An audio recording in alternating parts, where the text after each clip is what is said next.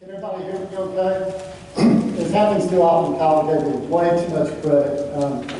And one was an absolute untruth, and that was that I'm a good speaker, because I'm not. But anyway, it's an honor to be here and to get to talk about my journey. And it's a long one, so I ended up with a lot of slides. It's not polished at all, but hopefully as I go through it, you'll find something about for you. And these are just some themes that as I go through my journey that hopefully you'll hear them. And there are things that I think have differentiated or been important to me. One, I view life as a gift, and it's a blessing every day here.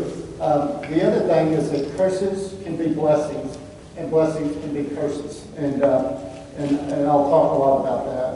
And of course, as Kyle said, family. There's nothing more important than family. And then passion. I've been blessed to find what I'm good at, or what I have an aptitude for. And I think when you're fortunate to do that, it provides fuel for you to be successful, but also to project your values.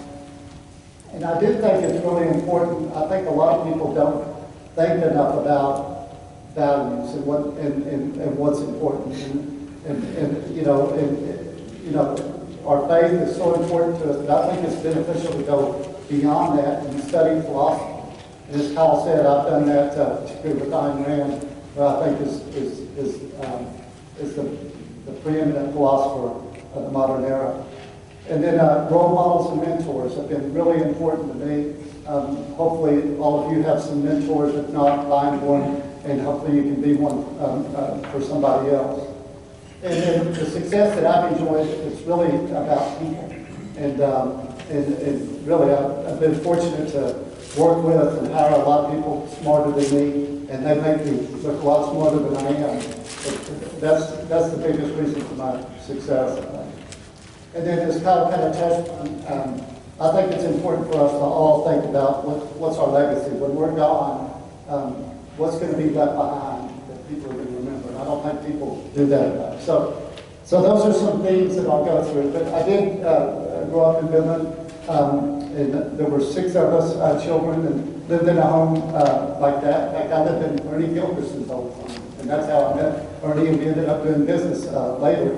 Was driving by our old home, and they were nice enough to, Mom and I walked in the house, and so much like that house on the left on Bedford, and we had really an idyllic childhood up until I was about 8 or 9 years old, and then my parents got divorced, and like a lot of families after that, a very dysfunctional, but also a very happy and wonderful family.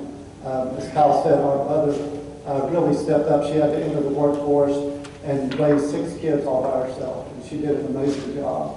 And that's one of those, a curse can be a blessing, because we didn't have a lot of money at the time, and in fact, here's a picture of us as kids, and you can see, judging from Vincent in the front, that we couldn't afford haircuts. Vincent's up here, by the way. You can see that picture looks very 70s, but our mother did a great job raising us, and even though I lived in Midland in almost 40 years, Midland shaped us, and I still feel like I'm a Midlander to the core. I think all of us do as children, as adults now, and it did shape us, and also the role models in Midland, and as Kyle mentioned, having to raise 6 kids was so blessed to get on with Wagner and Brown. And I can tell you, Cy Wagner and Jack Brown both were just wonderful to her and to our family. But I also looked up at them as role models, as very successful women. And they had a real impact on my life. And also other wildcatters like Clayton Williams, individuals like that have so much courage to put themselves out there and to be successful and create jobs. So this is our family that's grown up. Credit goes to our mother, but also my wife, who's behind me, and my brother-in-law. And she, when I was in college, I was still kind of lost. I think when you don't have a father, you don't have boundaries, and and I was very irresponsible, running around and not doing the studies at UT. I met her and I found discipline and a purpose, and she made me whole. So the success I've enjoyed would not have occurred without a wonderful wife. So that's to me how curses can be blessings. Because we all, I grew up with around some people that I looked at like, God, that guy's got it all. He's an attractive guy. He's smart. His family has a lot of money. But really, in a lot of ways, it's very beneficial to be born without all of that, because you know you're forced to sometimes being a little insecure. It really can create a real drive to make yourself better. And we know a lot of people. We knew a lot of people growing up that had a lot gifted to them that didn't end up achieving very much. And I think it can be advantageous to have a few rungs of the ladder. Just to get to a point where somebody maybe already is.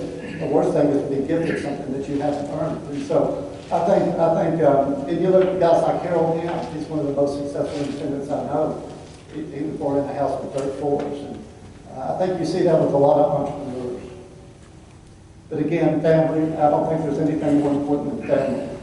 And as Kyle said, in the 20s, when I started work for Rosewood, I remember my mom said, you ought to read The Fountainhead and Atlas Shrugged, and she had read it. And because I was kind of interested in philosophy, and I did. And I have to tell you, well, let me ask, I'm curious, how many of you have read Atlas Shrugged and Fountainhead? Well, that's awesome. The rest of you really should think about reading it, because The Fountainhead really affected me personally, particularly Howard Roark. He was he was fictional, of course, but he was so principled. He put himself out there, and it didn't matter what anybody else thought. And he was going to do what he thought was right, and based on his values.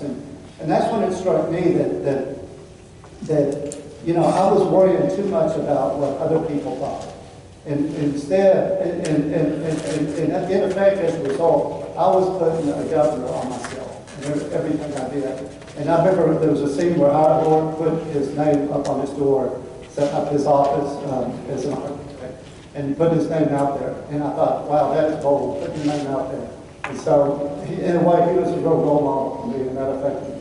So then I went on and I read all of Ayn Rand's work, including, of course, Atlas Shrugged, which is one of the most read novels of all time. And it really helped me develop my core philosophy, particularly with regard to individual liberty and the morality of that. So a lot of people ask, well, who needs philosophy? I think we all need it. And I know a lot of people that are frankly living, walking contradictions. They accumulate this kind of a junk heap of ideas and slogans and much of which are contradictory. And so she said, you ultimately get integrated by your subconscious into a kind of mongrel philosophy, which ultimately is manifest as self-doubt. So I think it's so beneficial to study philosophy to help you be able to think clearly. It helps in your decision making, and I know a lot of people that studied Ayn Rand that have been very successful in life. I think there's something to that. So chapter 2, I think, is to find your passion and your aptitude, and if you're good at something, usually you're going to enjoy it. And looking for oil and gas and being an entrepreneur was something I very much enjoyed.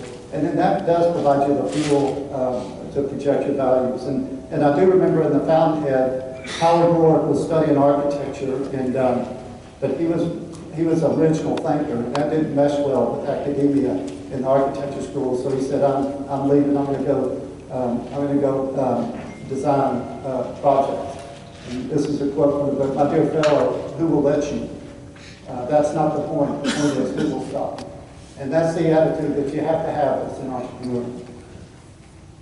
So I was determined to start a company. I started Brigham Exploration Company in 1990. And I'm going to click through some slides, and this may get, I've not given this talk before, so there's a lot of information here. It's been quite a roller coaster of a journey. But hopefully you do get something out of it. As Kyle said, we were very undercapitalized. We started our company on $30,000. And my wife was working as an oil and gas attorney, so she could pay the bills. And our business model was to leverage technology. And at that time, the technology that some of us in this room were involved in was 3D seismic. And we were using it for exploration, which was completely novel at the time. Everybody viewed 3D as a developmental tool, not exploration. And so we did joint venture with independents, some in this room, and put together projects, and oil companies would come in and fund the 3D. We'd pay our way on leasing and drilling.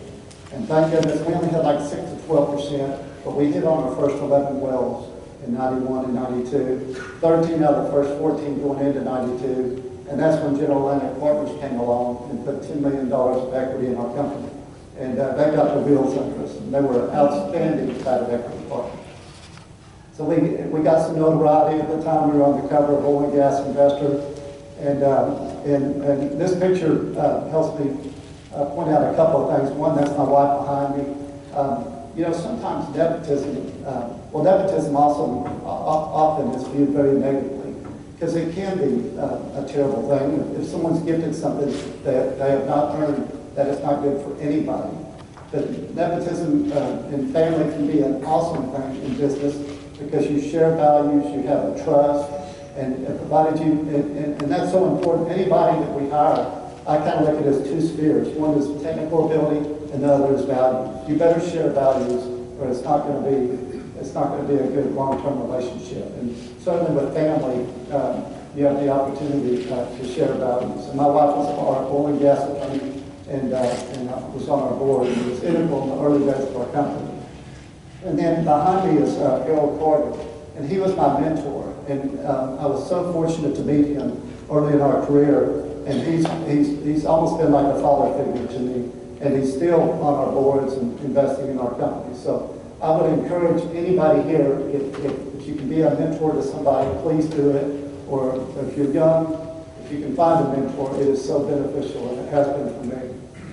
Rick Glasscock, and some of you may know, and Dick Stump were independents that we've been partners with over the years, and just great people. And Rick and John Glasscock and John Rue were partners, along with also Ernie Gilkerson and other individuals here in Midland that we joint ventured on projects. We had a lot of fun. And you know, when I think about business, one of the most rewarding things is the people you get to work with. And life is too short to work with people that you don't share values with. And fortunately in Midland, there's so many good people to work with. So we had a lot of success growing as a private company. We IPO'd in May of 1997 in a really difficult environment. But we had success post-IPO. We were drilling wells. You can see the stock price. We went from $8 up to $16 in the latter part of 97. And we thought, wow, we're on our way. We were launching a secondary offering because we had accumulated some debt in drilling our wells and shooting the 3D. And we were planning the roadshow when we had our first major black swan. And the Saudis announced that we were going to start pumping more oil to gain market share. So you can see what happened to oil prices. They were trading down all the way to $11 a barrel. We did an Enron deal, which is a whole journey and story in itself I could share, but we don't have all day. We did a $40 million sub-debt deal with Enron, and over the longer term, that did not help matters. So you can see, ultimately, as our stock price was trading down to $6, and ultimately it went down to $2. And some of our friends, some in this room actually, I'm very grateful they bought shares when we were down at the bottom at $1 and $2 a share. It was a really hard time, and at the same time, I had one of those blessings. My wife had triplets in November of '98, so I remember being just exhausted from being at the office and worn out and going home. And there were 3 babies, you know, in the evenings, up all night, feeding them for 3 hours. It was brutally hard, but it was also just wonderful on the other hand. So we had a big discovery with one of, we had very little capital to drill, but we were drilling in the Vicksburg of South Texas, and we made a discovery in the Vicksburg called the Home Run Field. And we felt like, God, that's going to get us some traction and get us going. And I remember some bankers coming in, and we were talking to them, and they said, that's not the home run field, that's the save your ass field. And it may have been, we were probably that close to not making it. In fact, a lot of people didn't think we were going to make it, but I have to tell you, as hard as that was, today that's a real blessing for me, that we went through this and had to struggle, because it made me and it made everybody in our organization better as people. And I remember a quote from Bill Gates. He said the one thing he regretted is that he never had a life-threatening or a company-threatening event, because I really do think it's opportunity to grow, and it was for us. We had some that were in leadership of our company that failed and left. So you find out a lot about people. You find out a lot about character in that. We had guys like Lance Langford, David Brigham, Ken Treaker that stuck with us and helped us to grow out of that, and they ended up being rewarded for that. So as we went into the early 2000s, we had growing success and we were growing. We took out the Enron debt with a deal with Shell Capital, and we continued to grow through exploration drilling with 3D seismic, and finally bit the bullet and had a breakthrough equity offering. We were trading at about $4 a share, $5 a share, and that really was kind of like a re-IPO for us. You see our stock prices gradually moving up towards $8 a share. And that's, of course, we all watched what happened with the Shell renaissance. And first, of course, it was in the natural gas place. We were watching the Barnett, watching Carrizo and other companies having a lot of success. And we recognized or saw at that point in time that the gas market domestically was getting saturated. So we felt like that the horizontal drilling and fracking was going to work in the oil place as well. So we were scouring the country looking for an oil play. And we had a great team, Pat Medlock, among them, on the geological side, helping us to do that. And we landed on the Bakken and the Mountain. We had early encouragement with our drilling, and well, we continued to have exploration success. We had a big discovery in South Louisiana, wells that came on for 21 million a day. We were making like 70 million a day at one point. We announced that discovery, and our stock goes down. It's like because the market was concerned about how you're going to replace that decline. And so it was obvious that the market did not want conventional exploration anymore. They were tuned in to the resource plays. Unfortunately, we had one we were developing. We drilled 5 Bakken pilot wells, Bakken and Mowry pilot wells, and we're actually more encouraged by the Mowry, but we were persistent in the Bakken and continued to work it. And EOG, as far as that play is concerned, deserves a lot of credit, because EOG brought the swell packers from the Barnett up to the Bakken. And because prior to that, we've been doing single uncontrolled fracks, and we were making very marginal wells, but the ability to isolate your fracture stimulations along the length of the wellbore was a game changer. We were participating with EOG with small non-op working interests, and so we were obviously learning a lot. So we took that technology and we took it to another level. We began increasing the number of stages, and we're seeing significant improvement in well performance and economics. And so I think we became the leader in the industry in the Bakken technologically at that point in time. You can see our stock price was moving up. We went up to $60 a share. Again, we're on our way. We've launched, and we had some companies approaching us about buying us, and then back, another black swan, the financial crisis. I was not as worried about this one. I knew we would survive this one because we had a trump card with the Bakken. But I can tell you other people really were. So coming out of that financial crisis, we remember how difficult it was. There were no capital markets available. Finally, the market started to open up. We bit the bullet and did another equity offering, very dilutive at $2.75 a share. I was able to buy some in that, but still, it was extremely dilutive offering. But biting the bullet was the right thing to do to get our balance sheet where it was strong enough that we could resume drilling. So at that point in time, and I'll show you a map, y'all may remember that in the Williston, all the activity had been east of the Nesson incline, where EOG was with the Parshaw field, and we were going over there. We had a big acreage position over to the west, and we felt like it would work to the west. Nobody else did. So we went over there and we drilled the first 2-section long lateral in the country with 20 frac stages. And we were pulling that well back, and it was a monster. And so I remember sitting in the room with Lance Langford and the other guys on the team. We said, we've got to shut that well in. because we didn't want to have a big 24-hour IP room. We shut it in after 7 hours. So it looked like I can't remember, like a 400 or 700 barrel a day well. And we shut it in, and we started buying. We already had a big acreage position. Vincent was a big part of our success. He put together our ultimately 400,000 acres up there, and we started buying more acreage over there quietly, and then resumed drilling up there, and they started to get out about our wells we were drilling, and you can see we extended the play 70 miles to the west. You can see the Nesson incline there in the middle, and then right there. So we opened up this whole area for the Bakken with that well, the Olson.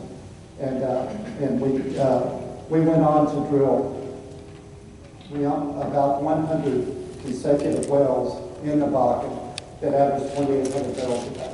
I would have never dreamed that would be possible in our business, in the oil and gas business. I would have said you'd be crazy to say that you could do that in the oil and gas business.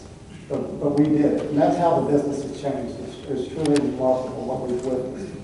So we have about 13 billion worth of drilling to do, which is going to grow over time. It really made sense for a larger company with a cheaper cost of capital to come in and acquire us. In a way we put it, we had built the factory, and it was a good time for someone to come in and operate the factory. So we sold the Statoil for $36.50 a share, and it was extremely rewarding event for us, but also for all those, including a lot of Midland friends who bought our stock, even down at $2 or $3 a share, to be rewarded by that. So that's the Williston Basin. So after we sold Brigham Exploration, it gave me the opportunity to set up a family office, and because we saw what an incredible thing this is this renaissance of horizontal drilling. It changes the whole economic landscape of an area, and it creates all these derivative opportunities, which you guys here are thriving with. And so we immediately formed two new companies, Brigham Resources and Brigham Minerals. We brought in private equity because we needed to scale with the capital, Warburg, Pecos, Pinebrook, and Yorktown.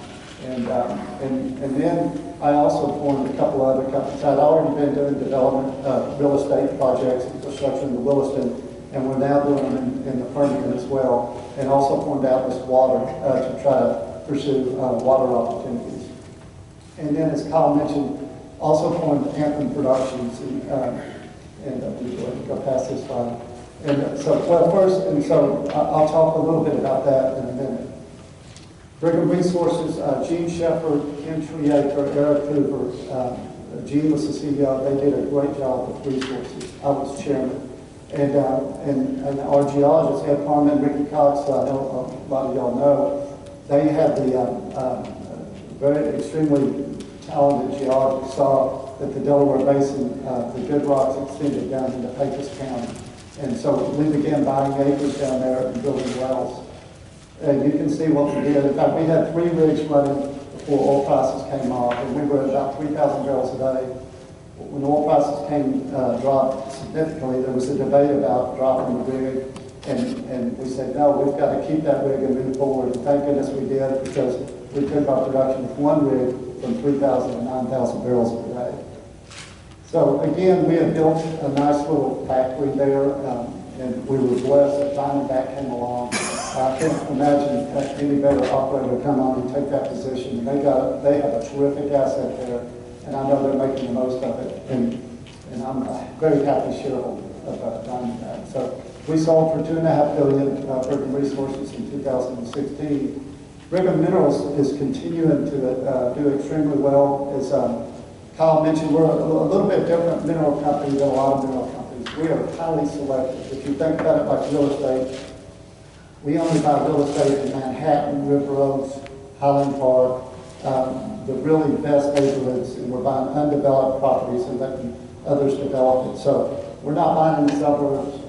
I characterize us, we're more like a Ferrari of mineral companies, whereas a lot of mineral companies are suburbans with cats and dogs, some acres that will never produce. Ours is very high growth mineral assets. You can see our growth in production. This is just through the first half of 2018. You can see production is up substantially over 2017. And this is just our mineral revenue you can see in the first half of 18, it's almost what our full year was in 17. So it's a very high growth assets, much like Viper.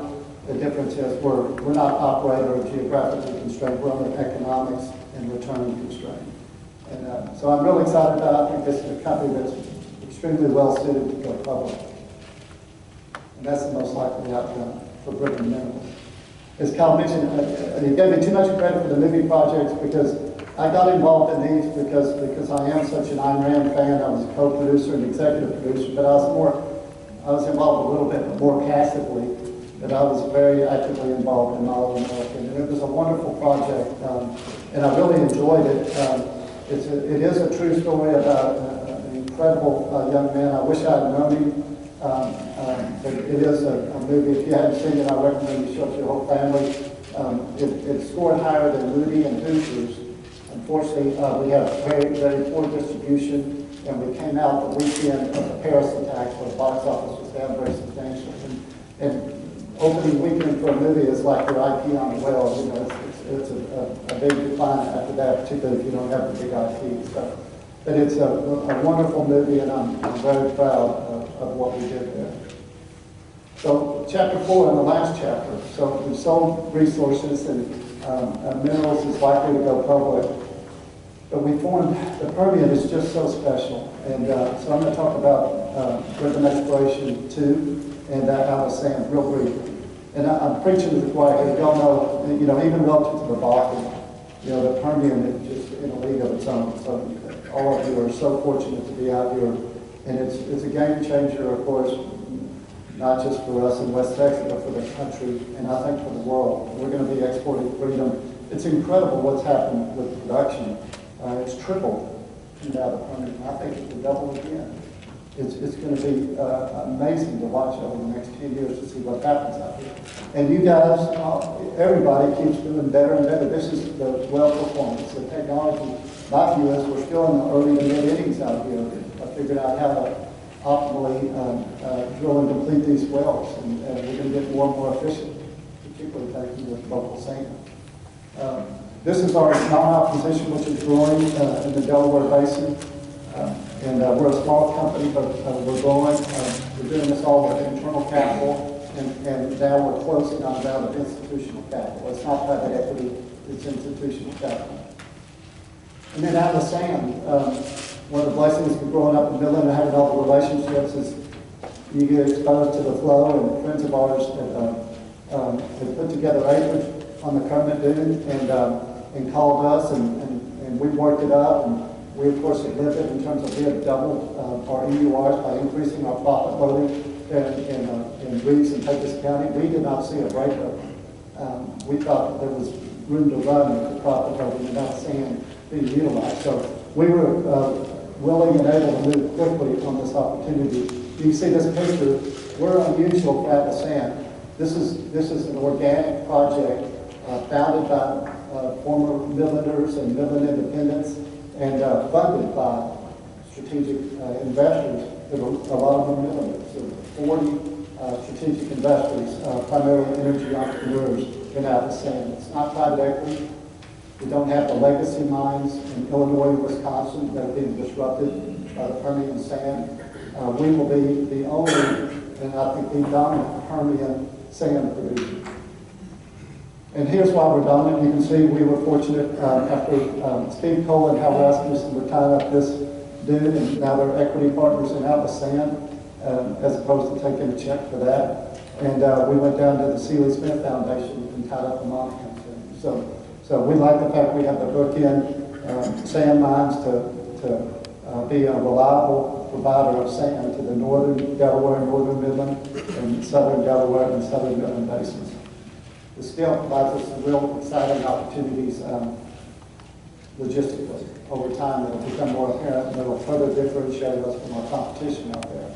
Also, as a geophysicist, I knew, and it's been confirmed by Dr. Gary Kosurik and other professors at the University of Texas and Baylor, that the open beach is the best sand. It has the best sphericity, has the highest yield, the lowest impurities. So it's the best sand to serve the best operators.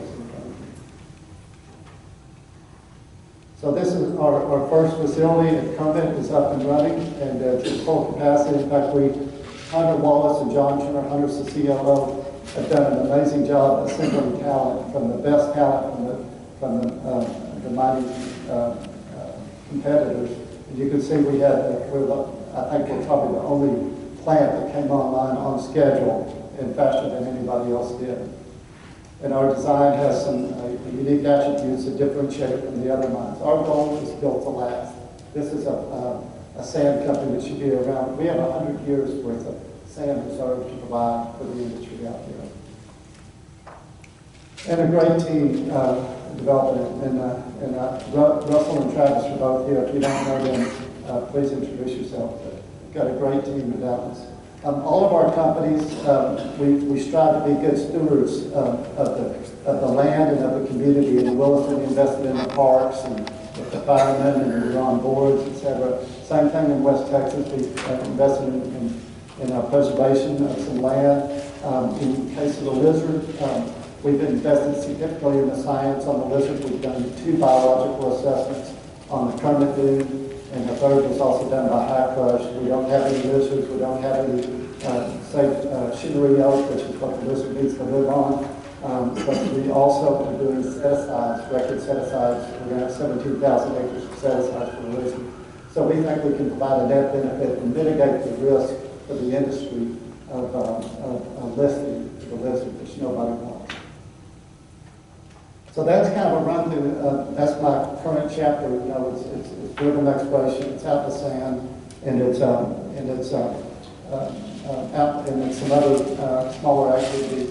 It also, as Kyle touched on, I think it's really important for us in the industry to get more involved politically and philanthropically, but also particularly to protect this blessing that's been bestowed to you in this room here in West Texas. And when I think about that last election, it was a miracle that Hillary Clinton did not win the election.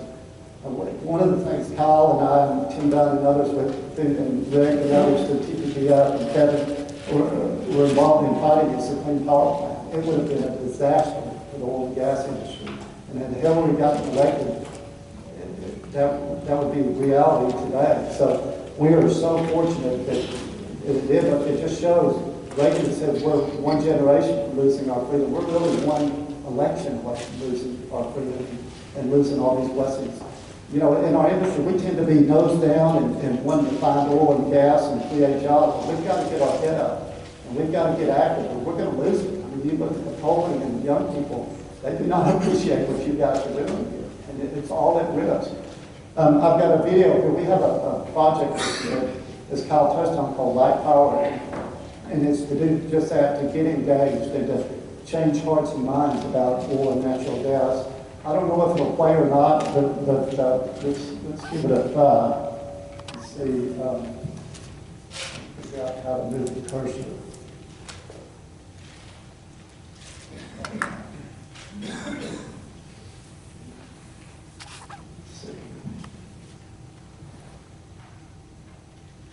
Well, I'll tell you what I recommend you do is just go to the Light Power website, and there's a video there that's something that we produced. And it's an example of the kind of videos and just one thing that, you know, we're trying to get out there on social media and to affect things. But we're on a lot of battlefronts out there and trying to make a difference. And we've got to do it for the sake of our children and our grandchildren. So that's it. That's been my journey so far. Hopefully you found a few things beneficial. I do think, you know, we all should appreciate every day we have here as a gift. You know, we should make the most of it. So I think a lot about that in terms of my legacy. I think, you know, the challenges I've had have turned out to be blessings if you make them that way. I encourage you to read some philosophy, and particularly Ayn Rand, Atlas Shrugged, and The Fountainhead. And of course, it's all about people and the people in this room that make it happen. So anyway, thank you all.